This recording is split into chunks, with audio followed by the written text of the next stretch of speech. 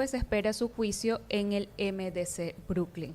Y para seguir abordando este tema que tiene que ver con la extradición de alias Fito, tenemos aquí en cabina al máster Juan Jiménez Huartán, quien es parte del estudio jurídico Duralegis Jiménez y Asociados. Bienvenido a este su espacio, Voces y Opiniones. Diana, gracias por la invitación, Francia. Aquí Para mí estamos. siempre pues será un honor poder compartir Bueno, esta quisiéramos, tribuna. muchísimas gracias, doctor. Para entendimiento de la ciudadanía, ¿nos podría contar qué es la extradición en sí? Bueno, la extradición es una herramienta jurídica que le permite a los estados, en este sentido, cuando existen procesos penales que se han aperturado fuera de frontera o viceversa, porque existen dos tipos de extradición, la extradición activa y la extradición pasiva. La extradición activa es cuando el Ecuador es el país requirente de una persona que se encuentra procesada o que haya o que pesa sobre ella una sentencia condenatoria, ¿no? Y en el caso de la extradición pasiva es cuando el país extranjero, en este caso los Estados Unidos, ha requerido al ciudadano Fito, ¿no? Entonces estamos hablando que el caso que ha operado en los actuales momentos es una solicitud, un requerimiento que hizo los Estados Unidos de Norteamérica al Estado ecuatoriano sobre los distintos crímenes que José Adolfo Macías ha cometido y que recientemente Diana así lo comentó, ¿no? Es decir, esto se trata de una extradición pasiva. Una extradición pasiva, así es. Y para que se configure esa extradición pasiva debe haber este mismo delito en dos circunscripciones territoriales diferentes. Y que se encuentren asimismo adscritos a los tratados y convenios internacionales de manera recíproca. Importante. Ahora, es también importante destacar en ese sentido que se ha cumplido todo el debido proceso. ¿Qué significa? Que los Estados Unidos hizo la solicitud al Ministerio de Relaciones Exteriores, la misma hizo la verificación de la documentación de fondo y de forma, esta a su vez fue remitida a la Corte Nacional de Justicia, quien es la competente para conocer estos casos. El presidente de la Corte Nacional de Justicia convocó a una audiencia telemática y el ciudadano Fito se acogió, pues en este caso aceptó el ser extraditado. ¿Y por qué es importante señalar eso? Porque en el año 2002 se dio un caso de un ecuatoriano que fue deportado, un señor Nelson Serrano, por la comisión de un delito de asesinato en los Estados Unidos. ¿Qué sucedió en aquel entonces? Que el Ecuador efectuó la deportación sin haber cumplido con las garantías propias de un debido proceso.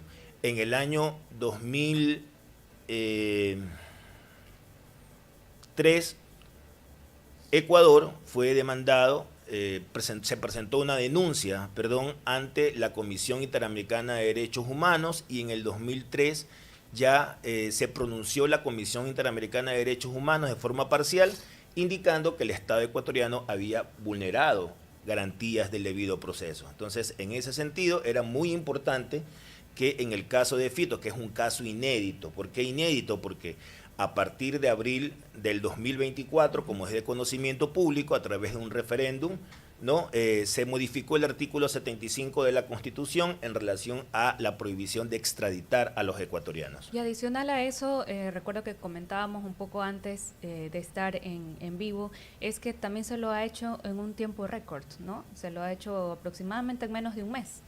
¿Qué ha influido para que esto sea de manera acelerada? Un mensaje claro del actual gobierno, ¿no? En varias y en repetidas ocasiones hemos escuchado que existe por parte del presidente Noboa una lucha y un combate frontal contra esta criminalidad organizada que tanto ha generado prejuicio, pues, ¿no? a todas las ciudades del país, y que hemos visto que hoy ya se encuentra extraditado este ciudadano por múltiples cargos que ha cometido, tales como narcotráfico, contrabando de armas y 7 cargos en sí que hoy la justicia de los Estados Unidos ya se está presta de que ya se ha formulado cargos como sucede acá, pues acá en el Ecuador, en nuestro sistema de administración de justicia penal, debe de existir una formulación de cargos para poder iniciar un proceso penal, y es lo que ha sucedido en los Estados Unidos en los actuales momentos, en la cual la situación o la condición jurídica es que él ya se declaró no culpable de los delitos. Aquello implica y significa de que tienen que seguirse pues no practicando, evacuando todas las pruebas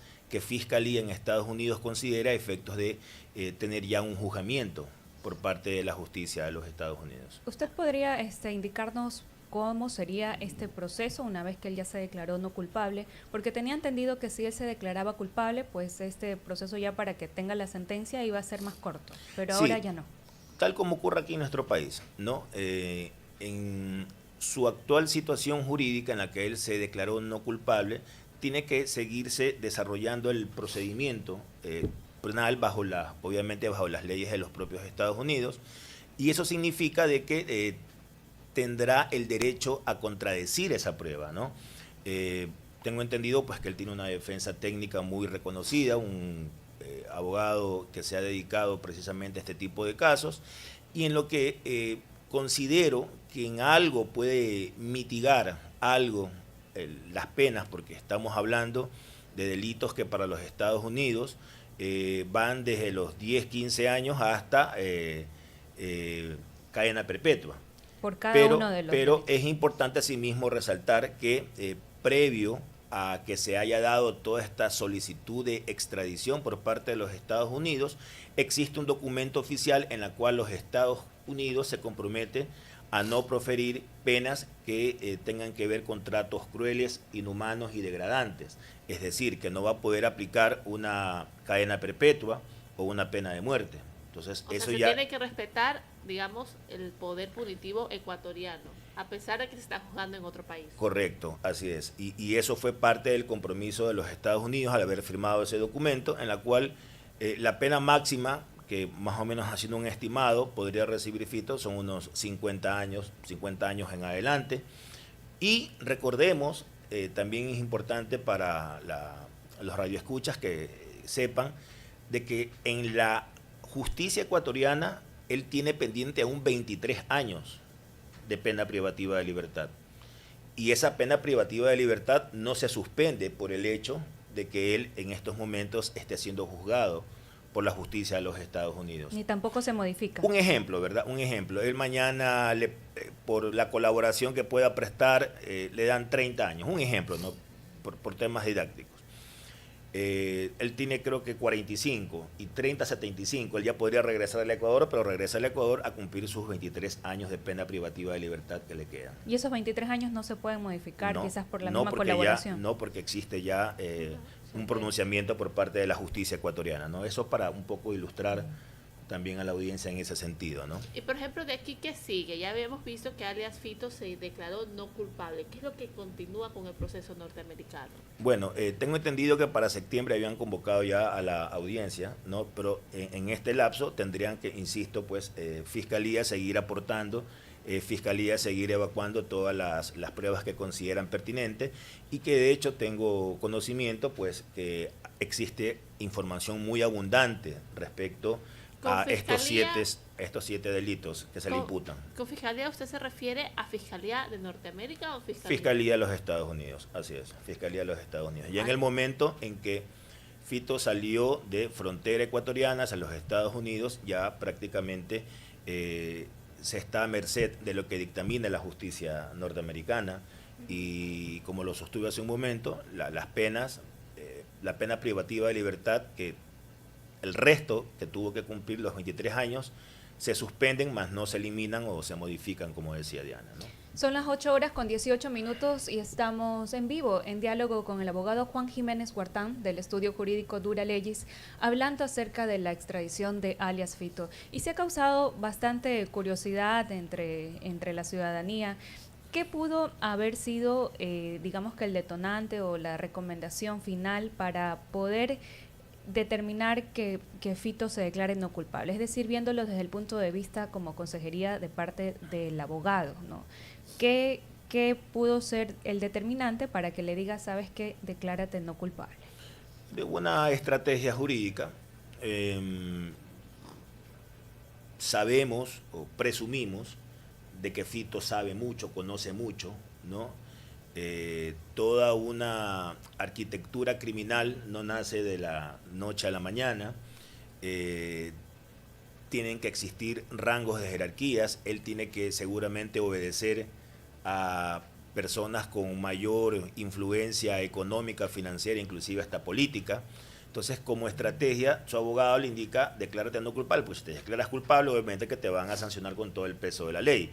Pero ya le da ese espacio para poder ya negociar, como se utiliza normalmente en el léxico de allá de los Estados Unidos, el poder negociar y proporcionar información que le permita a él recibir una pena algo reducida, porque tampoco no es que le van a dar 3 o 4 años de pena privativa de libertad, ¿no? Porque allá el narcotráfico, el contrabando de armas y por los 7 delitos que se le imputa, reciben una pena privativa de libertad muy severa. Por eso que hablaba de 50 años hasta inclusive cadena perpetua, que como ya sabemos no se va a dar por lo que suscribió con el Estado ecuatoriano, al comprometerse en no aplicar penas relacionadas con tratos crueles, inhumanos y degradantes. Y por ejemplo, doctor, ¿usted cree que este sería un precedente? ¿Usted cree que este sería un precedente para, digamos, posibles líderes de estas grandes bandas criminales en tratar de prevenir el crimen organizado? Indudablemente, es un mensaje claro del gobierno del presidente Noboa de que no está dispuesto, como él ha dicho, pues no a negociar con criminales, y el hecho de que Fito haya sido en una primera ocasión capturado y después recapturado por el tema de su fuga, ¿no? Quedó mal visto el Estado como tal, ¿no? Hablando del Estado, hablando del SNAI, hablando del sistema carcelario que no presta y no proporciona las garantías que se requiere o que se necesita para tener privados de su libertad a los PPL propiamente, ¿no? Y decía que es un caso inédito porque a partir de abril del 2024 a la actualidad es el primer caso de extradición de un ecuatoriano. Recordemos que hace algunos años se extraditó el Gerald, que le decían el Pablo Escobar ecuatoriano, pero se lo hizo desde Colombia. No se lo hizo desde el territorio ecuatoriano, se lo hizo desde Colombia hacia los Estados Unidos, donde hoy él está pues cumpliendo una pena privativa de libertad. Y hablando de este antecedente, ¿cómo cree que se quedaría configurado este espacio que dejó Fito dentro de los grupos organizados? Porque vemos pues que igual ellos van a seguir con sus actividades delictivas, a pesar de que esto haya sido un fuerte llamado de atención. ¿Cómo cree que quede un poco más este esquema de delincuencia en el país? Bueno, como en la mitología griega, ¿no? Uno cortaba una cabeza y aparecían 4 o 5 cabezas, ¿no? Yo pienso que este tema tiene que ser tratado con lupa. Tengo entendido pues que el Ministerio del Interior, a partir de todas las investigaciones, todo lo que es inteligencia policial, inteligencia militar, tienen ya identificados cuáles son los grupos o quienes posiblemente queden al mando de la organización, y eso ya va a corresponder en este caso al gobierno seguir ejecutando pues estas estrategias para seguir reduciendo los índices de criminalidad en el país. Sí, porque yo recuerdo que la semana pasada hablaba con un sociólogo experto en temas de seguridad, también asesor de varios gobiernos, incluso un tiempo tengo entendido que estuvo asesorando al inicio de ese gobierno, y él decía pues que fácilmente Fito podía ser el tercer o cuarto eslabón dentro de una cadena de más altos mandos dentro de los capos del... No me equivoqué entonces. Sí. Y probablemente esa información sea muy valiosa para Estados Unidos y para que pueda también negociar justamente cómo llegar hacia las altas esferas del narcotráfico. De lo que sí estoy seguro es que, Fito no va a correr con la misma historia de Norero, pues, ¿no? Acá fue en una cárcel ecuatoriana, allá pues indiscutiblemente país de primer mundo. Es ni siquiera poco probable, es improbable que suceda un atentado en contra de él, y eso es lo que de hecho él siempre manifestó, de que él temía por su vida, y justamente pienso que fue un acierto por parte del gobierno ecuatoriano en realizar este proceso de extradición, como lo decíamos hace poco, en un tiempo récord, ¿no? Porque fue capturado creo que un 24 o 25 de junio, y ya ahora por estas fechas que estamos ya 22, él ya se encuentra en los Estados Unidos. Entonces ha sido un proceso con mucha celeridad y que hasta cierto punto para la ciudadanía también le genera un poco de confianza, ¿no? Un poco de confianza en lo que está haciendo este gobierno, ¿no? ¿Y Fito está en condiciones de pedir también seguridad para su familia? Desde su punto de vista, abogado.